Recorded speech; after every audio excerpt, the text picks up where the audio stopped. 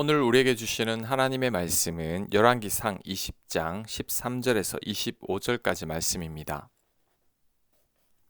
13절 한 선지자가 이스라엘의 아합 왕에게 나아가서 이르되 여호와의 말씀이 네가 이 큰 무리를 보느냐 내가 오늘 그들을 네 손에 넘기리니 너는 내가 여호와인 줄을 알리라 하셨나이다. 아합이 이르되 누구를 통하여 그렇게 하시리까 대답하되 여호와의 말씀이 각 지방 고관의 청년들로 하리라 하셨나이다. 아합이 이르되 누가 싸움을 시작하리이까 대답하되 왕이니이다. 아합이 이에 각 지방 고관의 청년들을 계수하니 232명이요 그 외에 모든 백성 곧 이스라엘의 모든 자손을 계수하니 7,000명이더라. 그들이 정오에 나가니 베나닷은 장막에서 돕는 왕 32명과 더불어 마시고 취한 중이라. 각 지방의 고관의 청년들이 먼저 나갔더라. 베나닷이 정탐꾼을 보냈더니 그들이 보고하여 이르되 사마리아에서 사람들이 나오되이다 하매 그가 이르되 화친하러 나올지라도 사로잡고 싸우러 나올지라도 사로잡으라 하니라. 각 지방 고관의 청년들과 그들을 따르는 군대가 성읍에서 나가서 각각 적군을 쳐 죽이매 아람 사람이 도망하는지라. 이스라엘이 쫓으니 아람 왕 베나닷이 말을 타고 마병과 더불어 도망하여 피하니라. 이스라엘 왕이 나가서 말과 병거를 치고 또 아람 사람을 쳐서 크게 이겼더라. 아멘. 아람이 이스라엘로 쳐들어왔을 때 이스라엘은 전혀 대적할 힘이 없었습니다.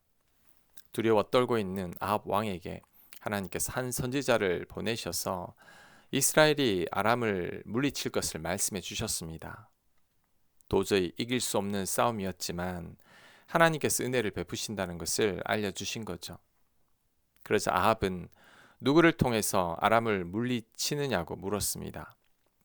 선지자는 지방 고관의 청년들로 싸워서 이기게 하겠다고 말합니다. 그래서 아합은 지방 고관들의 청년들을 모으니 232명이었습니다. 그 외에도 아합이 사울 군사를 다 모으니 7,000명이었습니다. 도합 7,232명으로 싸우게 된 거죠.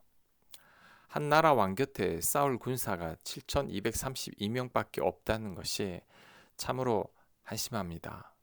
그동안 나라를 어떻게 통치해 왔는지 의심스러울 정도이죠. 그런데 이 병력으로 아람을 치러 나간 것입니다. 이때 아람 왕 베나닷은 적은 병사로 인해 화친하러 나오는 줄 알고 전부 포로로 잡으라고 합니다. 하지만 7,232명의 군사들은 용맹스럽게 전쟁을 시작해서 아람 군대를 쳐부셨습니다. 아람 군대는 대패하고 베나닷은 도망쳤습니다. 놀라운 기적이죠. 단지 7,232명의 군사로 아람 군대를 물리친 것은 하나님의 기적이 아니면 불가능한 것입니다. 기드온의 300용사로 10만이 넘는 미디안 군사를 물리친 것과 같은 것입니다. 오늘 전쟁을 대할 때 놀라운 것은 하나님의 은혜가 악한 왕 아합에게 베풀어졌다는 것입니다. 사실 아합 왕의 운명은 풍전등화와 같았죠. 아람 군대에 의해 완전히 전멸될 뻔했습니다. 하지만 하나님께서 그를 불쌍히 여기신 거죠. 그래서 적은 군대로 적들을 다 물리치게 한 것입니다. 그렇다면 이렇게 악한 아합 왕에게 왜 하나님은 은혜를 베푸신 걸까요? 아마도 두 가지 이유일 겁니다. 첫 번째는 아합에게 회개의 기회를 또 주는 거죠. 아합은 기근과 비를 통해 하나님의 손길을 경험했고 갈멜산에서도 하나님의 역사를 경험했습니다. 이 정도 되면 깨달아야 합니다. 그런데도 아직 깨닫지 못하고 있죠. 그럼에도 불구하고 하나님은 또 한 번 은혜를 베푸셨습니다. 아합이 회개하고 돌이킬 기회를 주신 거죠. 그런데 하나님은 우리들에게 계속해서 이런 기회를 주신다는 것을 알아야 합니다. 우리가 죄 가운데 있을 때 그 죄를 깨닫게 하시고 진심으로 회개하기를 원하십니다. 그렇다면 우리들은 하나님의 뜻에 순종해야 합니다. 죄의 길을 떠나고 진심으로 회개해야 합니다. 그래야 고통과 고난이 멈춰지는 거죠. 아합처럼 쓸데없는 고집을 피우면 안 됩니다. 하나님께서 참고 은혜를 베푸실 때 깨달아야 합니다. 자, 두 번째, 하나님께서 은혜를 베푸신 것은 하나님의 백성들을 불쌍히 여기신 거죠. 하나님께서 아합 왕에게 은혜를 베푸신 것은 아마도 힘없는 이스라엘 백성들을 불쌍히 여기는 마음이 더 크셨기 때문일 겁니다. 전쟁으로 인해 고통받는 것은 결국 백성들이죠. 그 백성들에게 은혜를 베푸신 겁니다. 우리 하나님은 무자비하게 혼내시는 엄한 하나님은 아닙니다. 은혜롭고 자비롭고 노하기를 더디하시는 하나님이시죠. 악한 아합에게도 은혜를 베푸시는 하나님이십니다. 이스라엘 백성들을 불쌍히 여기신 하나님이시죠. 그러니 하나님을 절대 잘못 오해해서는 안 됩니다. 그리스도인들 가운데서는 하나님을 잘못 오해하시는 분들이 많습니다. 원치 않는 일들이 생기거나 사고를 만나면 하나님께서 벌 주셨다고 생각하는 분들이 있습니다. 고난을 만나면 하나님께서 나를 성장시키기 위해서 고통을 주셨다고 생각하는 분들도 있습니다. 그런데 항상 그런 것은 아닙니다. 하나님 우리들에게 징계의 매를 잘 들지 않습니다. 우리가 하나님을 떠날 지경에 이르면 매를 들 때도 있지만 대개의 경우 하나님은 참고 또 참으십니다. 아니면 탕자의 아버지처럼 잠잠히 기다려 주십니다. 때로는 우리를 성장시키기 위해 연단을 허락하실 때도 있지만 이런 경우도 많지는 않습니다. 오히려 우리의 잘못과 실수로 인해 생기는 고난과 환난이 더 많습니다. 이런 고난과 환난을 도구 삼아서 하나님께서 우리를 성장시키는 것입니다. 고난과 환난을 합력하여 선이 되게 하시는 거죠. 그러니 하나님을 절대 오해하지 말아야 합니다. 우리 하나님은 나를 사랑하사 아들을 주신 하나님이십니다. 예수님은 나를 사랑하사 나를 위해 죽기까지 하신 분이십니다. 이런 하나님이 왜 우리들에게 무자비하게 대하겠습니까? 절대 그렇지 않습니다. 우리 하나님은 사랑이 많고 자비롭고 은혜롭고 끝없이 참아주시는 하나님이십니다. 우리가 생각하는 것보다 더 좋으신 분이십니다. 22절 그 선지자가 이스라엘 왕에게 나와 이르되 왕은 가서 힘을 기르고 왕께서 행할 일을 알고 준비하소서. 해가 바뀌면 아람 왕이 왕을 치러 오리이다 하니라.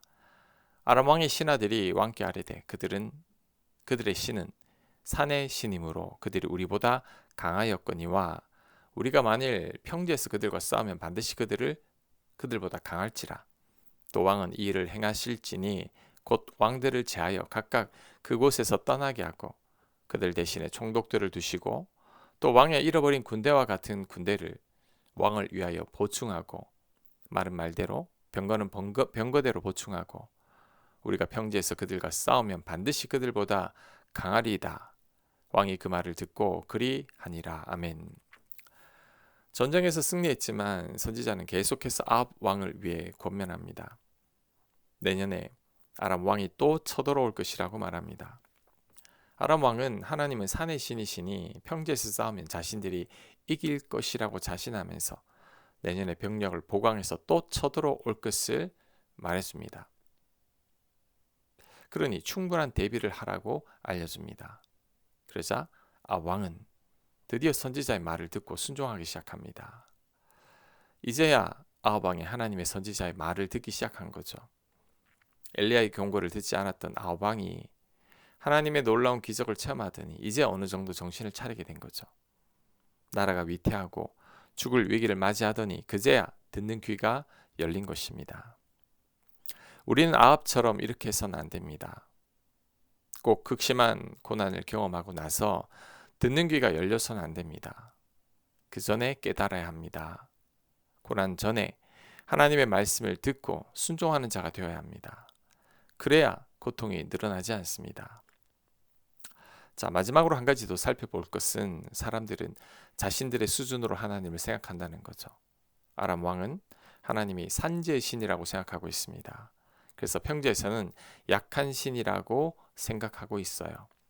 이것은 하나님을 자기들 기준으로 생각하는 거죠. 하나님에 대해 너무 무지한 것입니다. 우리들도 이처럼 하나님을 오해하는 경우가 많습니다. 엄한 아버지 밑에서 자란 분들은 하나님도 엄하신 분으로 오해합니다. 변덕이 심하신 분들은 하나님도 변덕이 심하신 분으로 오해합니다. 자녀들을 자주 혼내고 징계하는 분들은 하나님도 혼내고 징계하시는 분으로 오해하죠. 그런데 다 틀린 겁니다. 우리 하나님은 그런 분이 아니시죠. 우리 하나님은 탕자의 아버지와 같은 분이십니다.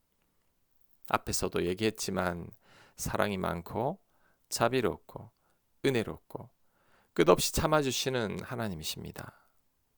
그러니 하나님을 절대 내 수준으로 생각해서는 안 됩니다. 하나님을 잘못 오해해서도 안 됩니다. 이 사실을 꼭 명심하시길 바랍니다. 아멘. 묵상과 적용 질문입니다. 회개하지 아니하고 고집 부리는 나의 모습은 없는지 성찰해 보시기 바랍니다. 나의 허물과 부족함에도 불구하고 나를 불쌍히 여기셨던 하나님의 은혜를 생각해 보시기 바랍니다. 기도합니다. 하나님 앞에 고집 피우지 않게 하옵소서. 죄를 깨달을 때 즉시 회개하게 하시고 부족한 저희에게 변함없이 베푸는 은혜만을 기억하게 하여 주시옵소서. 예수님 이름으로 기도합니다. 아멘.